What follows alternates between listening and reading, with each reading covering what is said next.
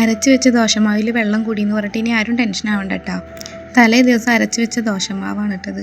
രാവിലെ എടുത്ത് നോക്കിയപ്പോൾ പൊങ്ങിയിട്ടൊക്കെ ഉണ്ടായിരുന്നു. പക്ഷേ ദോശ ഉണ്ടാക്കി നോക്കുമ്പോൾ ഇതുപോലെ ആയി, വെള്ളം കൂടി പോയിട്ടുണ്ടായിരുന്നു. ആദ്യം ചുട്ട 2-3 ദോശമൊക്കെ ഫ്ലോപ്പായി പോയിരുന്നു കേട്ടോ. അധികം മെനക്കെടണ്ട വിചാരിച്ചിട്ട് ഞാൻ വല്ല ചപ്പാത്തിയോ പുട്ടോ അങ്ങനെ എന്തെങ്കിലും മാറ്റി ഉണ്ടാക്കാൻ വിചാരിച്ചിരിക്കുന്നു കേട്ടോ. ഇത്രയും മാവ് വേസ്റ്റാക്കി കളയുന്നത് ആലോചിക്കാൻ പറ്റുന്ന കാര്യമായിരുന്നില്ല. ഞാൻ എൻ്റെ ഒരു ഫ്രണ്ടിനെ വിളിച്ചിട്ട് ചോദിച്ചു ദോശമാവിൽ വെള്ളം കൂടിക്കഴിഞ്ഞാൽ എന്തെങ്കിലും ചെയ്യാൻ പറ്റുമെന്ന്. അപ്പോൾ അവൾ പറഞ്ഞൊരു സജഷനായിട്ടാ, മാവിൽ വെള്ളം കൂടി കഴിഞ്ഞാൽ അരിപ്പൊടി ഇട്ടിട്ട് നമുക്ക് കട്ടിയാക്കി എടുക്കാമെന്ന്. ഞാൻ ആദ്യം അത് സക്സസ് ആവുമെന്ന് ഒരിക്കലും പ്രതീക്ഷിച്ചിട്ടുണ്ടായിരുന്നില്ല. പക്ഷെ ഉണ്ടാക്കി നോക്കുമ്പോൾ പെർഫെക്റ്റ് ആയിട്ട് എനിക്ക് കിട്ടിയിട്ടാണ്. ഞാനിവിടെ ഒരു വിസ്ക് വെച്ചിട്ടാണ് അത് മിക്സ് ചെയ്ത് കൊടുത്തിട്ടുള്ളത്.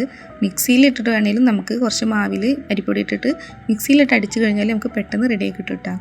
അതിനുശേഷം നമ്മളൊരു ഏകദേശം അരമണിക്കൂറെങ്കിലും റെസ്റ്റ് ചെയ്യാൻ വെക്കണം.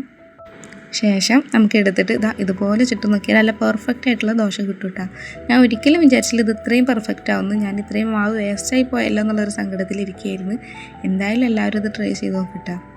ചിലർ ചട്ടിയിൽ എണ്ണ ഒന്നും തേക്കില്ല, പക്ഷെ ഞാൻ തേക്കൂട്ടാ. കാരണം എൻ്റെ ഒരു പഴയ ചട്ടിയാണ്, അപ്പോൾ അതിനനുസരിച്ച് തേക്കുന്നതാണ്.